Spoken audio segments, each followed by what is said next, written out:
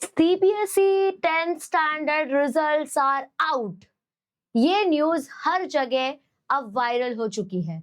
रिश्तेदार सारे बच्चों के परसेंटेज पूछ रहे हैं। वो पुरानी वाली रील कि भाई हम लोगों को अगर आपको एक सब्जेक्ट का मार्क्स जानना है तो 1000 रुपीज, पूरे सब्जेक्ट का मार्क्स जानना है तो 4000 रुपीज फिर से ट्रेंडिंग में आ चुकी है। अब यहाँ पे मेरे जितने महाराष्ट्र बोर्ड के बच्चे हैं, उनकी दिल की धड़कनें जो है वो स्पीड अप हो चुकी हैं।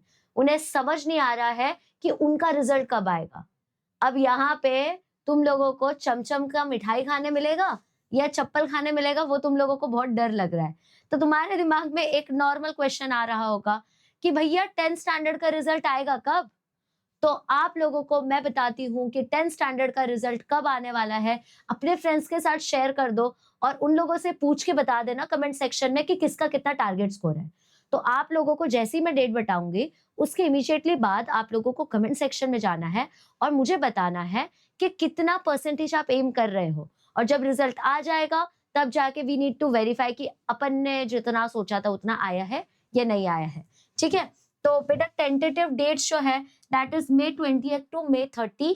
इन इस पूरे टाइमलाइन के बीच में, ये 10 दिन के टाइमलाइन के बीच में कभी भी आपका रिजल्ट आ सकता है। पहले के टाइम पे जून में आता था रिजल्ट्स वगैरह, बट जितना जल्दी सीबीएसई का आता है उतना ही जल्दी तुम लोगों का एसएससी का भी रिजल्ट आ जाता है। ठीक है, तो अब कमेंट सेक्शन में बता दो what is your target score, क्या तुमने सोच रखा है।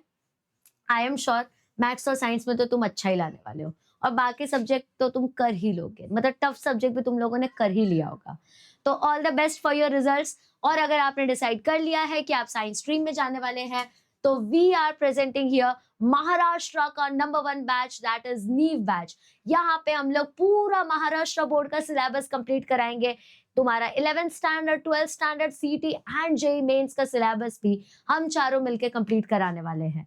हर सब्जेक्ट के लिए डिफरेंट फैकल्टी है और हर फैकल्टी जो है उनका 5 to 6 इयर्स का ऑफलाइन प्लस ऑनलाइन एक्सपीरियंस है। ऑलरेडी सीट्स जो है वो फुल हो चुकी है।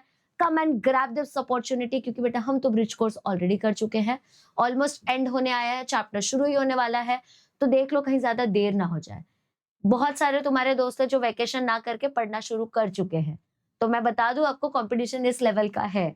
ठीक है, अगर आप 1 साल का बैच लेना चाहेंगे तो 3000 रुपीज का पड़ेगा।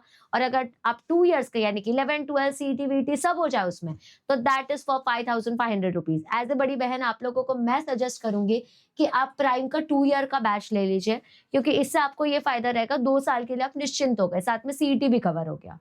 वन मोर थिंग, जो सीईटी का लास्ट में क्रैश कोर्स आता है ना, जिसने अगर प्राइम का 2 ईयर बैच लिया है उसको वो चीज उसमें ऑलरेडी इंक्लूडेड यानी कि फ्री मिलेगी। तो डिस्क्रिप्शन में लिंक है, go and check it out.